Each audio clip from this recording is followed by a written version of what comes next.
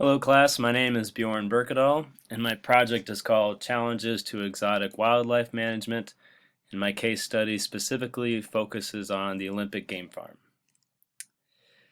One of the only places in the country where you can get close to animals from the comfort of your own car is the Olympic Game Farm. While most animals are caged or behind a wall like tigers and bears, some animals like elk and bison will come directly up to your car if you feed them wheat bread.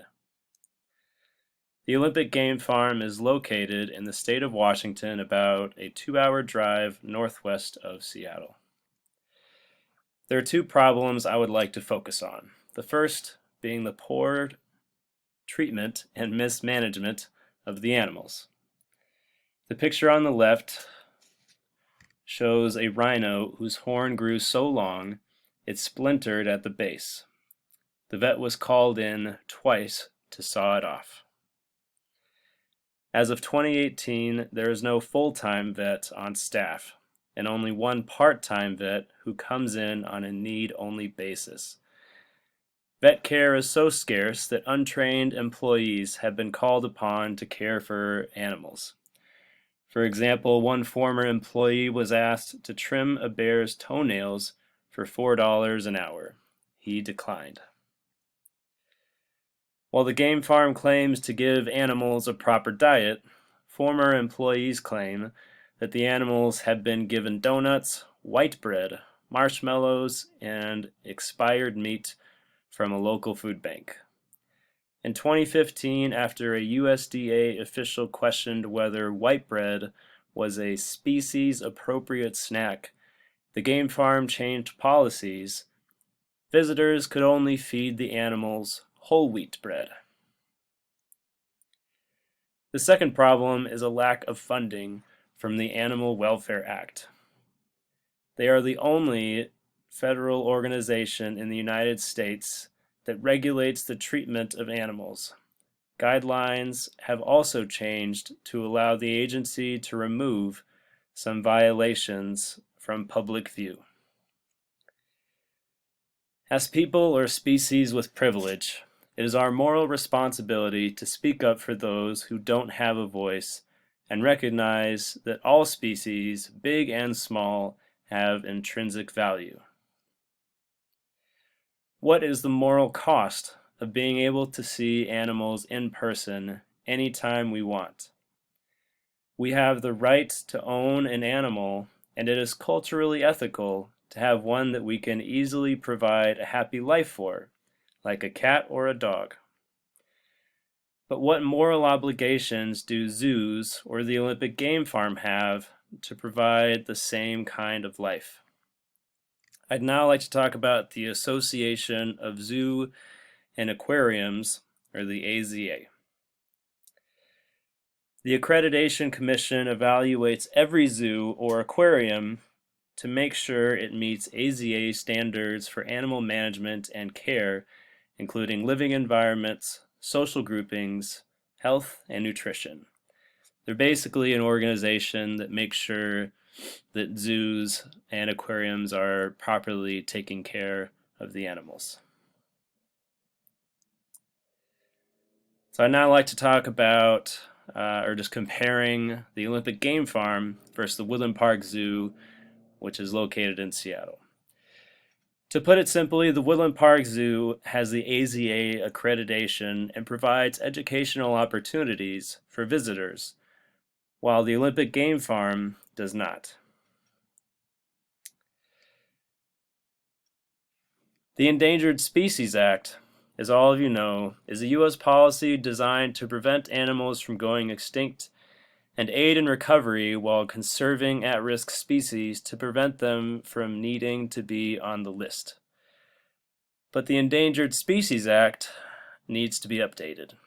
It takes too long before a species is put on the list, and the threshold for animals being put on is too small.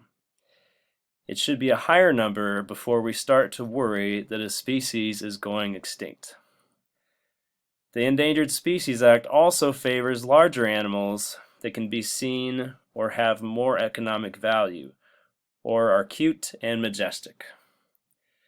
But some of these animals pale in comparison to the importance of small creatures like bees. The Animal Welfare Act is the federal law that regulates the treatment of animals in research, exhibition, transport, and by dealers. I'd now like to quickly throw out a counterpoint, just looking from the other perspective. So I can speak from personal experience that going to the park, the Olympic Game Farm, as a kid, there's nothing quite like the experience of having a fully grown bison sticking its head through your car window. Something I'll never forget. Now I'd like to talk about philia, which is a concept of mutually beneficial relationship. One could make the argument that we can't experience this unless it is with a companion animal. I disagree. So there's a few solutions to these problems that I'd like to talk about, and the first one is properly funding the Animal Welfare Act, which would mean more people to ensure quality control and more frequent visitors to places like the Olympic Game Farm to keep them in check. Next solution is any place of business that has more than 10 animals or so is required to have the AZA accreditation. A bigger step would mean everyone needs to have this accreditation. Prove to the general public that you are taking care of your animals. The next is updating the Endangered Species Act. So basically increase funding to aid in recovery for all animals, so all species should receive equal funding, increase the population number for endangered consideration, and include economic analysis of adding a new species to the list.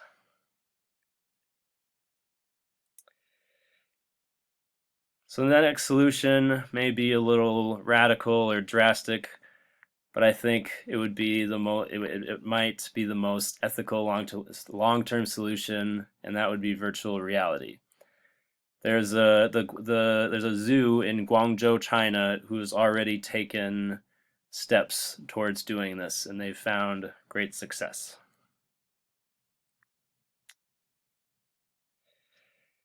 We can get so the last thing I want to mention is looking ahead.